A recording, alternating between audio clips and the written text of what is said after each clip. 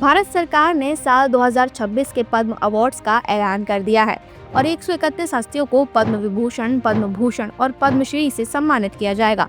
हर साल की तरह इस साल भी पद्म पुरस्कार उन लोगों की कहानियां सामने लाया है जिन्होंने बिना सुर्खियों के निस्वार्थ भाव से देश की सेवा की है। इनमें मध्य प्रदेश की 4 बड़ी हस्तियों को उनके असाधारण योगदान के लिए पद्मश्री से नवाजा जाएगा, जिन्होंने अपने जीवन को समाज, संस्कृति और शिक्षा की सेवा में समर्पित कर दिया, जिन पर अब पूरे देश की नजरें टिकी हैं। तो चलिए जानते हैं एमपी के 4 रियल लाइफ हीरो की कहानी और उनके असाधारण योगदान के बारे में। वरिष्ठ लेखक और समाज सेवी कैलाश चंद्र पंत, मध्य प्रदेश जन अभियान परिषद के उपाध्यक्ष मोहन नागर, सागर के मार्शल आर्ट कलाकार भगवान दास रैकवार और उज्जैन के पुरातत्व विशेषज्ञ नारायण व्यास को पद्मश्री से सम्मानित किया जाएगा। इन चारों महान हस्तियों ने बचपन से ही संघर्ष किया, युवा अवस्था भी समाज के लिए समर्पित की और बुंदेलखंड की परंपरा, आदिवासी समाज की सुरक्षा, हिंदी साहित्य, पुरातत्व धरोहर को जीवित रखा।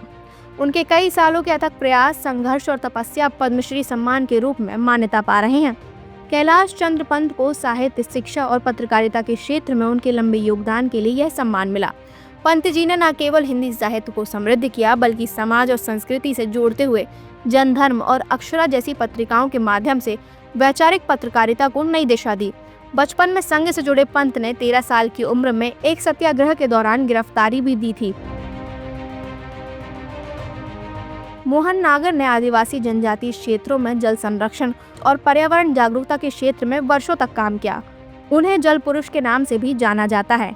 नागर वर्तमान में मध्य प्रदेश जन अभियान परिषद के उपाध्यक्ष हैं और शिक्षा तथा समाज सेवा में सक्रिय भूमिका निभा रहे हैं।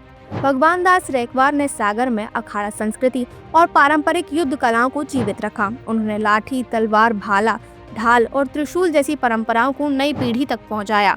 अपने पूरे जीवन में रैकवार ने कला को साधना बनाया और बिना किसी बड़े मंच या प्रचार के समाज और संस्कृति के लिए काम किया। नारायण व्यास ने उज्जैन और मालवा क्षेत्र की पुरातात्विक और सांस्कृतिक धरोहर के संरक्षण में महत्वपूर्ण योगदान दिया।